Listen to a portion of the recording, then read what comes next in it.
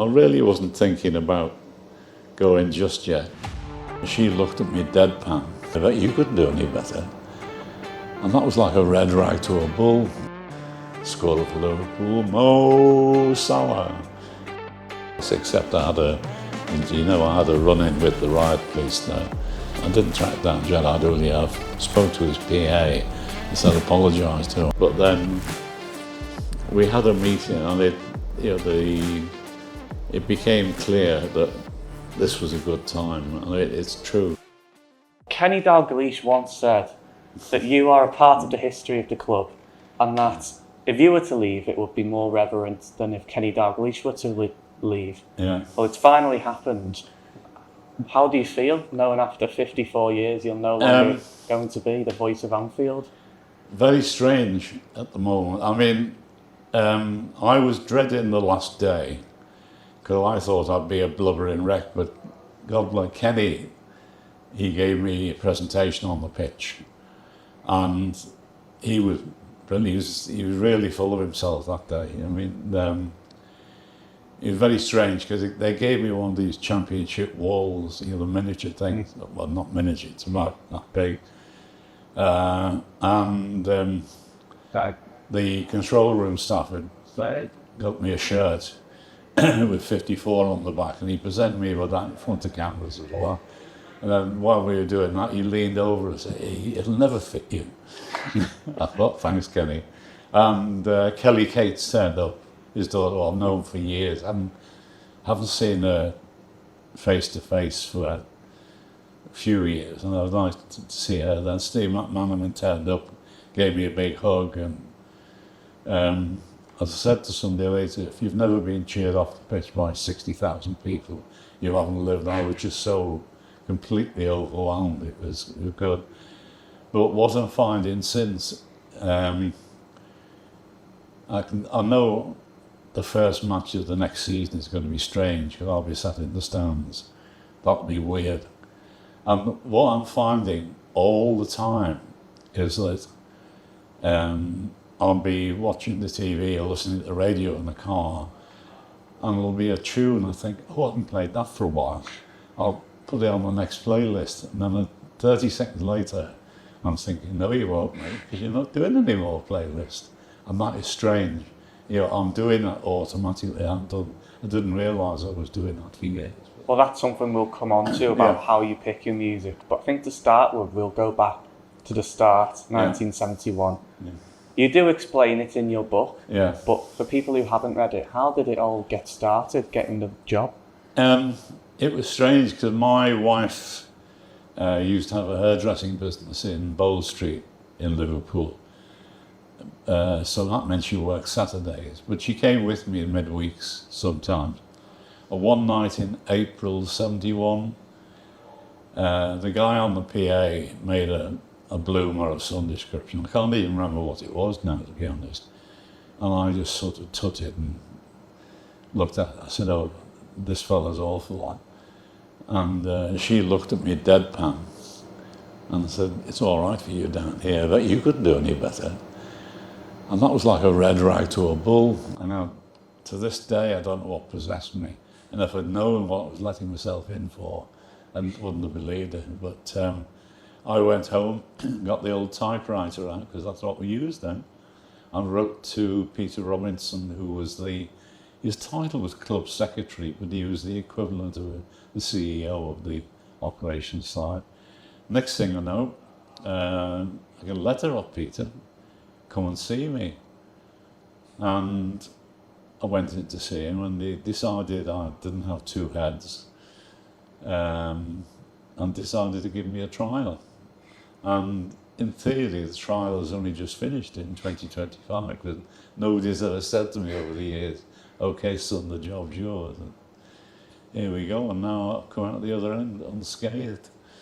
And then you say that it was almost a trial at first. How much learning have you done over the years? Had there been any kind of experience in that kind of role beforehand? No, absolutely not. Basically, I always say, I think it's something to do with being a Pisces.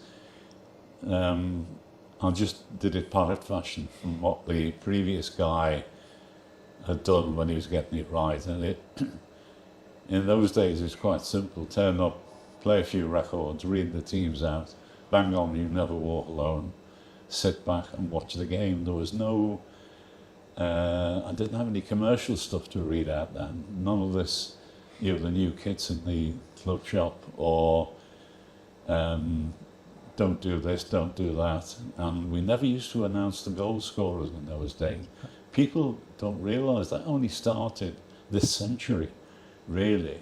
And I never liked that. I always take the Shankly view.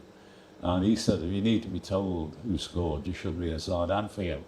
And I still stick with that, but that's what they do now. And I only started doing that, as I say, I think it was the year 2000. I have to say though, when you sat at the very back of the new main stand or the new Anfield Road, you sometimes need to be told because it's so far away. Yeah, I'll take your word for that, but it just... Well, you might find out soon. I will, so, I just hope... what are your plans for watching Liverpool in the future? The club, God bless them, are giving me a season ticket for life, however long that may be. So I don't know where it is yet. I'll keep asking them which. I presume I'm going to be in the lower main stand, because the next problem is going to be finding a parking space. That's my next mission when I find out where it is. I'm going to have to troll around and see if I can find somewhere to park on a regular basis. How has the role changed down the years? You spoke there about starting to announce the goal scorers, but things like how you play music, that must have changed a lot. Completely. When I started, I remember the first week I was going around friends and borrowing 7-inch vinyl, because I obviously had the collection of records at home, but nothing to keep me going for. In those days it was about an hour and a half, and I used to turn up to Anfield 1:15 for a 3 o'clock kickoff. So that meant I'd start doing things about 1:30, 1:45.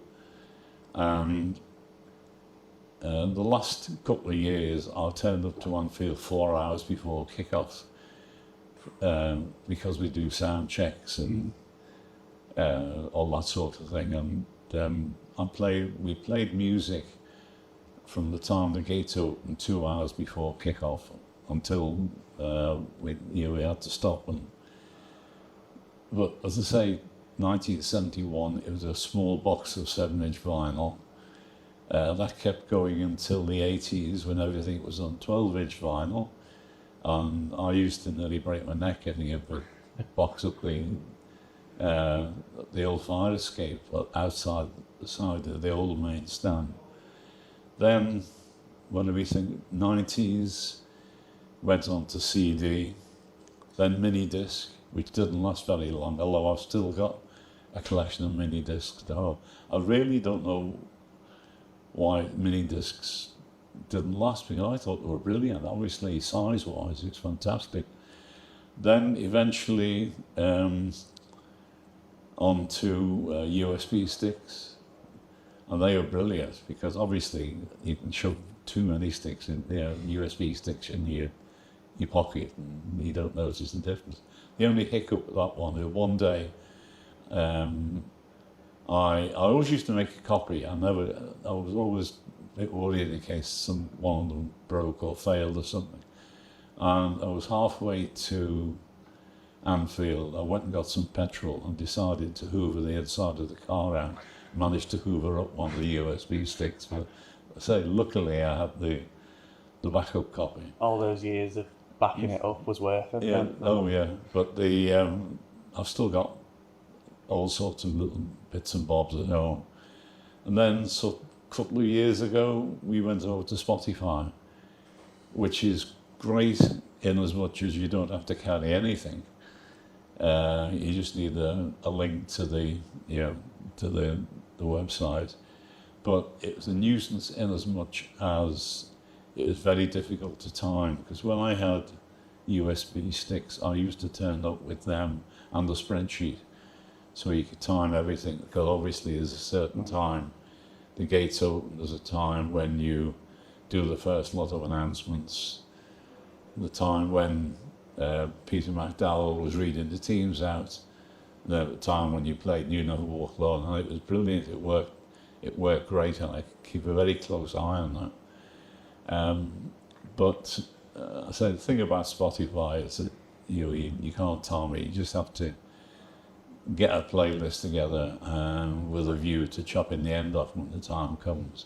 And I discovered one or two of my cohorts in there could very easily change my playlist. And more than once I went to the gents or went to make a cup of tea, they come back and there's a tune playing I'd never heard of. I thought, that was my playlist, what's going on?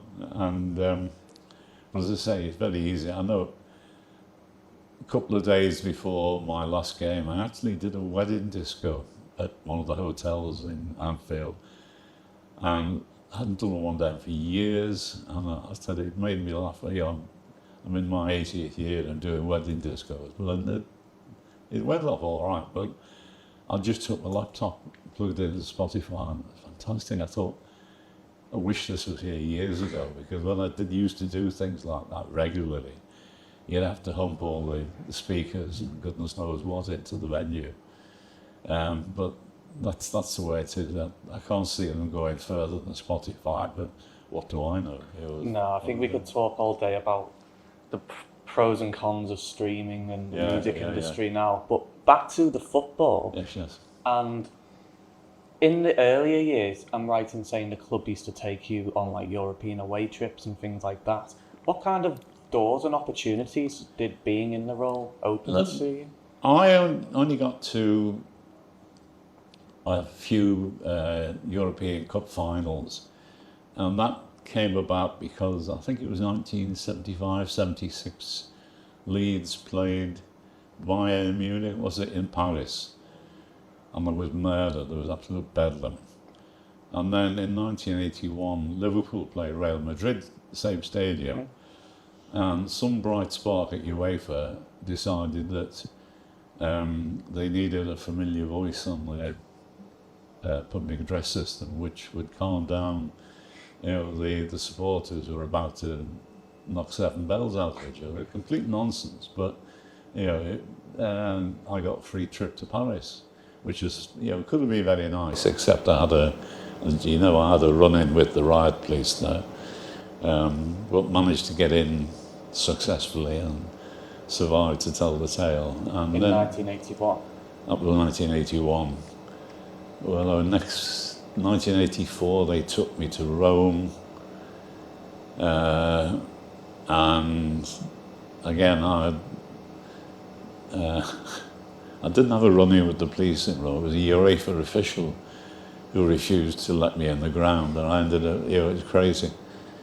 But I ended up swapping my spare ticket, which somebody had given me to sit in the stands, for one of the senior executives of Liverpool's Access All Areas pass.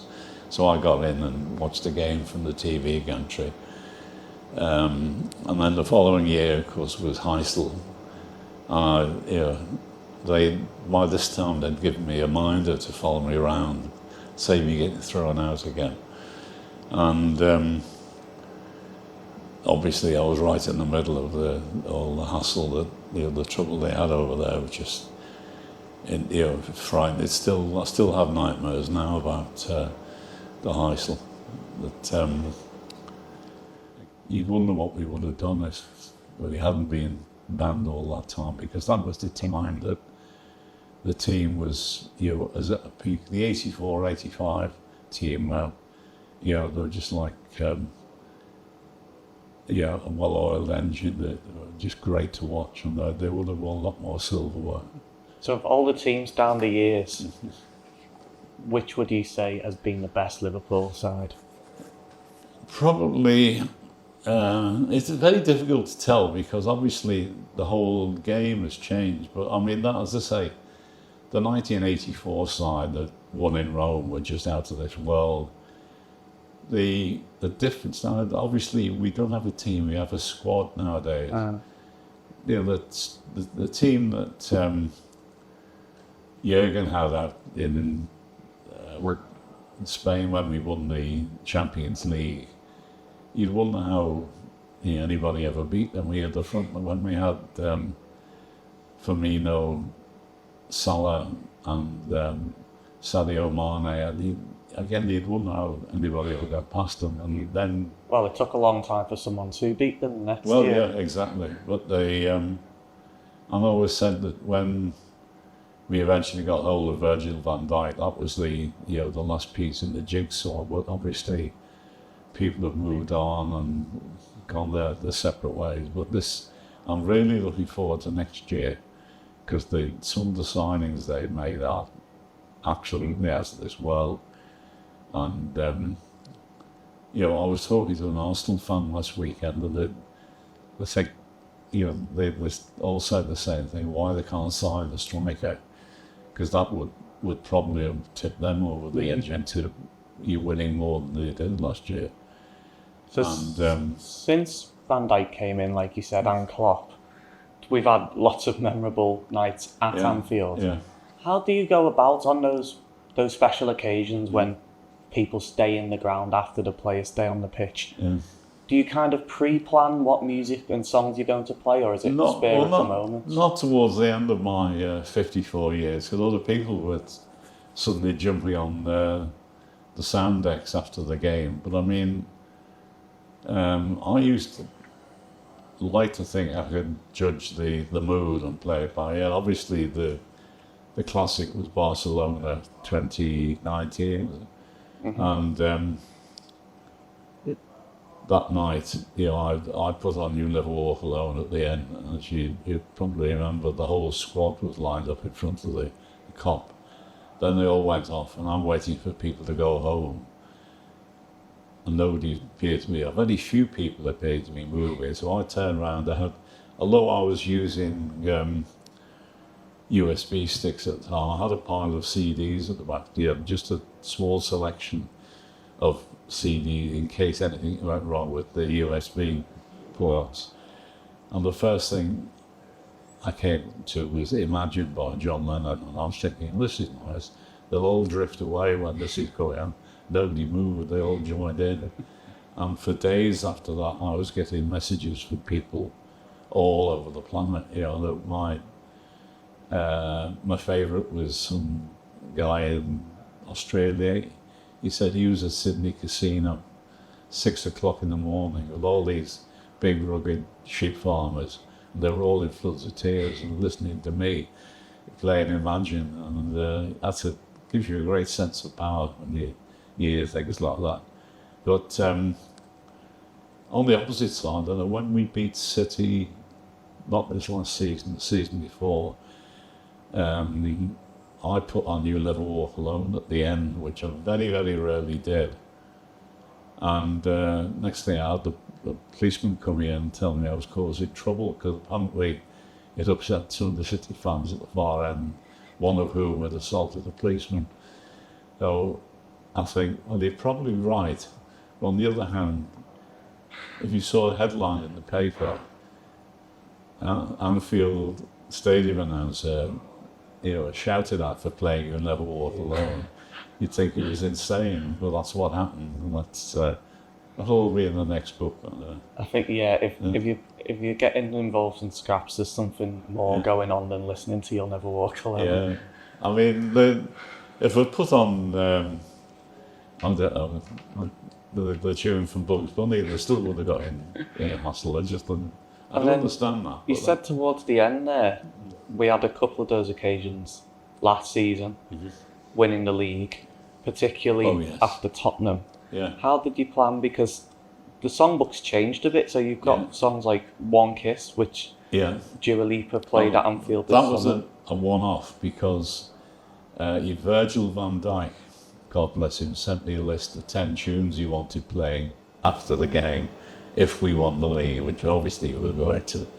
So I was just sat there, it's yes sir, and end of, and they all some of them. Which ones? Can you remember Van Dijk's 10 songs? Oh no, I can't, not off the top of my head. But I know there were. I mean, "One Kiss" was in there, and "Show Me Love" by Robin S. and a few other things of that ilk. And a couple of things I never heard of, but that was, if the club captain says play this, he's played. I wouldn't argue with Virgil. Then down the years, what have been some of your most memorable moments doing the role? Has there been any particular stories where, like you say, Van Dijk asked you to play certain songs? That was one. Obviously, that Barcelona game was fantastic, but you go back to 2005, the European Cup semi-final against Chelsea. That was just an amazing evening. I don't know how we got through that. Really don't. But that was the evening, wasn't it? We had 6 minutes added time, and I say if there's a video somewhere on YouTube of the last few minutes, and I remember I got the nod that the fourth official was going to put his board up, and up comes number 6, and I'm screwing my eyes up. I think I'm only going blind. 6 minutes. But I checked, it was 6 minutes. Nowadays, 6 minutes is quite common. But in those days, 2 minutes was probably the norm. And so I announced this, and if you look on the video, you can see Rafa turning to somebody behind. He said, "Did he say 6 minutes?" And then 10 yards further down, there's my hero, not Jose Mourinho. And he said, you can see him 6 minutes, and he's urging them all on. He had his team going forward. Like, all they had to do was scrape one goal, and they would have gone through on the away goals rule. And they very nearly did. They very nearly Johnson. did. Yeah. I mean, I still don't know how we got through that. I really, really don't. But the funny thing was that the following weekend, I went into Liverpool one shopping with my wife, and we had to come home, and so many people stopped me, angry. "Why did you give 6 minutes?" And I had to explain several times, I didn't give 6 minutes. I just read what was on the board. And the last couple of years, I've had a guy who runs the scoreboard, which is obviously a lot more complicated than it used to be.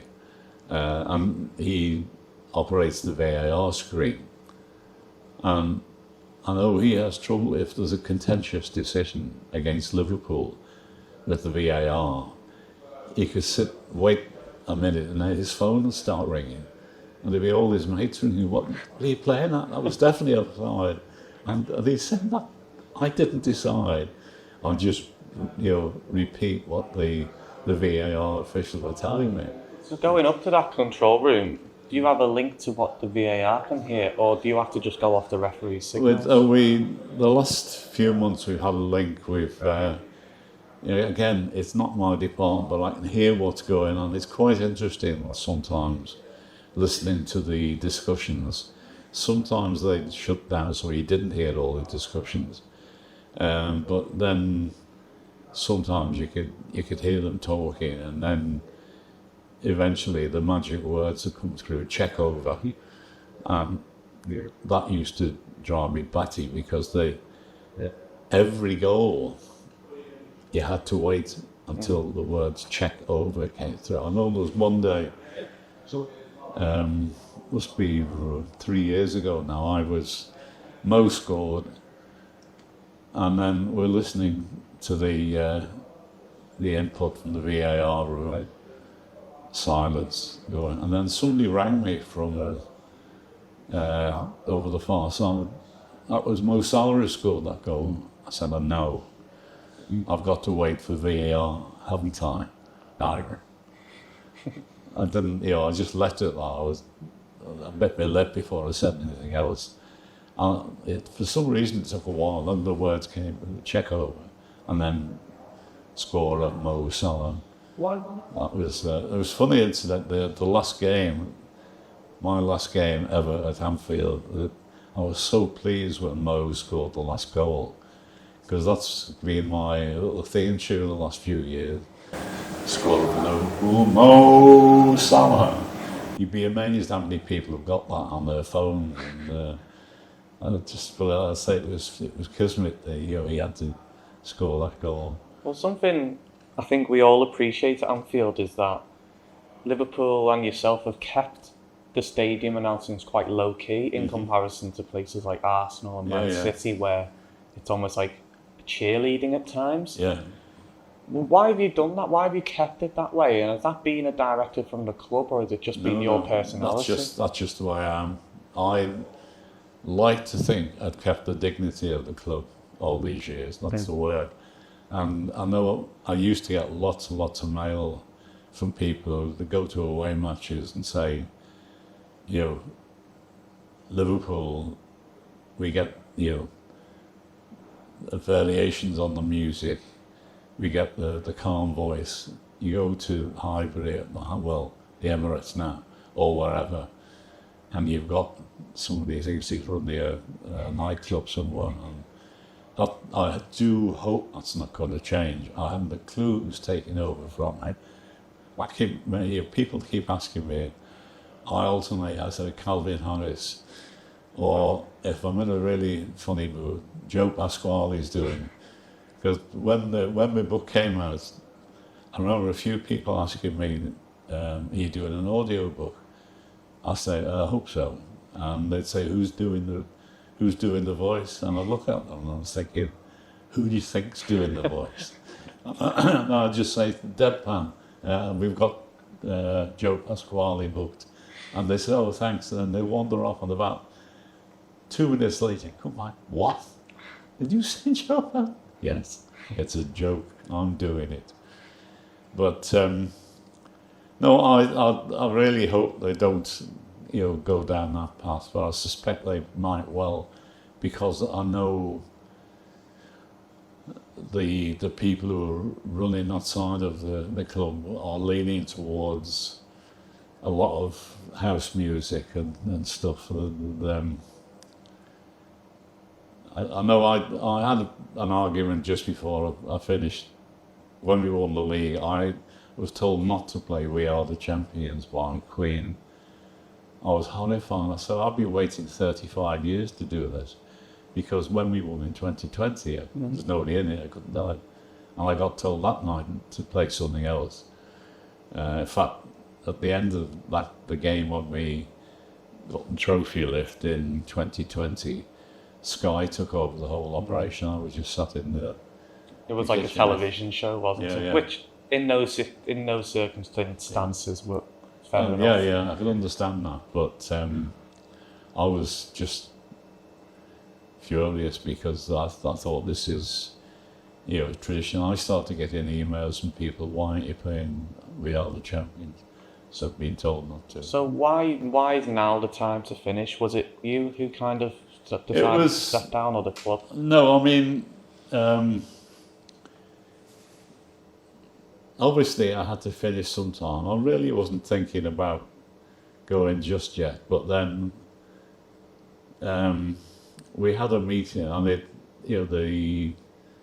became clear that this was a good time, and it's true. Because I mean, as I say, I'll be 80 next birthday, which is insane for somebody doing what I've been doing. I've still got my marbles, I think, although I wonder sometimes. And the fact that we won the league, and the fact that I've been there so long, and the club, as I say, offered to give me a season ticket, and I'm thinking, I can do without all this hassle. Sometimes it gets very pressurised. People, on your shoulder, do this, do that, do the other. And again, it's a long time since I had what I used to have with the crowd, the rapport, was the crowd, because the last couple of years, that everything I was saying more or less has been scripted. Which was before that, we chatted to the crowd. Well, there was a couple of comments online when you were announced that you were retiring, with a few of your comments from over the years. So I was wondering if you could remember a couple of these. Someone said David James once tried to score in the warm-up, and he blazed it 20 foot over the bar. And he said, David James, make yourself known to the nearest police officer, as that shot was criminal. I don't remember that. And then is there another one where you maybe got into some trouble after playing Arrivederci Roma in 2001? Yes. Can you tell us about that? Well, yeah, I was stitched up good style that night, and I got a message from somebody at Radio Merseyside suggesting I should play that at the end of the Roma game, and he told me that Rick Paddy okayed it, which he had. Rick Paddy knew nothing about it. So at the end of the game, I put this off, and all hell broke loose. But it's crazy, because if you listen to the tune, basically it says, "We look forward to seeing your beautiful city once again very soon," or words to that effect. No, malice support or. But I get downstairs to have my keys in, and one of the stewards on the door took my keys and said, "On you at like now." Could probably Fabio Capello was fuming at me personally. Gerard Houllier was thoroughly embarrassed, and the senior policeman on duty that night was thinking about doing me for causing a riot or whatever, and I just went home and I was horrified. Again, that was just me being naive. If somebody you said to me now it's Wednesday, I wouldn't go and look at my diary and say, okay, it's Wednesday. I never understand people doing things like that.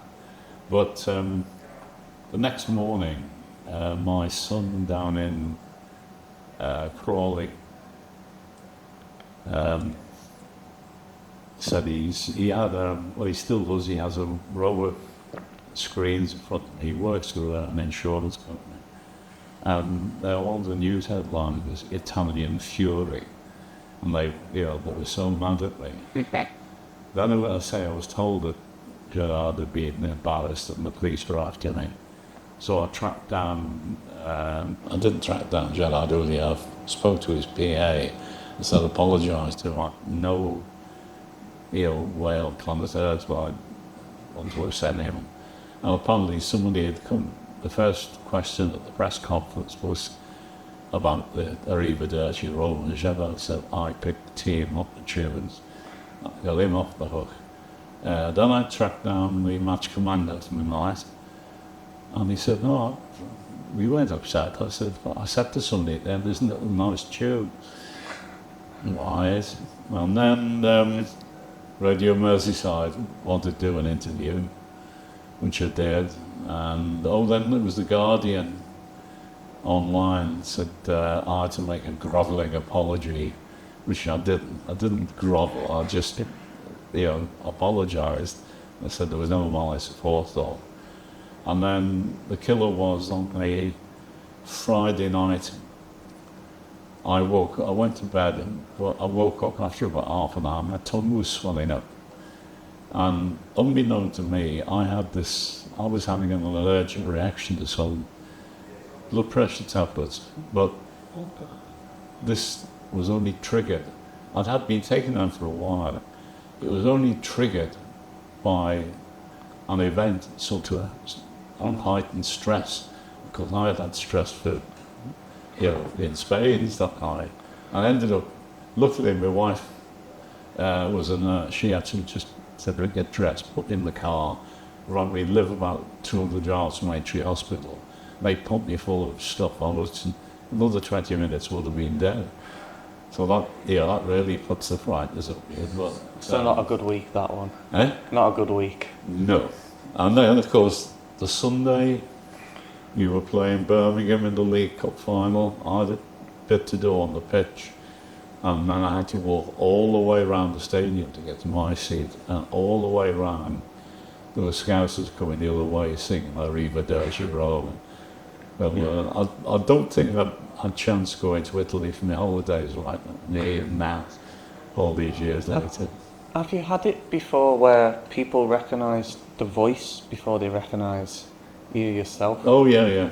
It's not so bad now. Now that obviously I've been on TV a few times on LSC TV.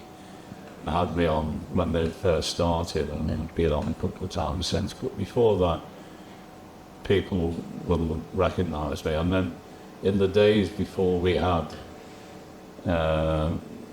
security passes to get in the ground, more than once I'd turn up to Anfield, there'd be a new steward.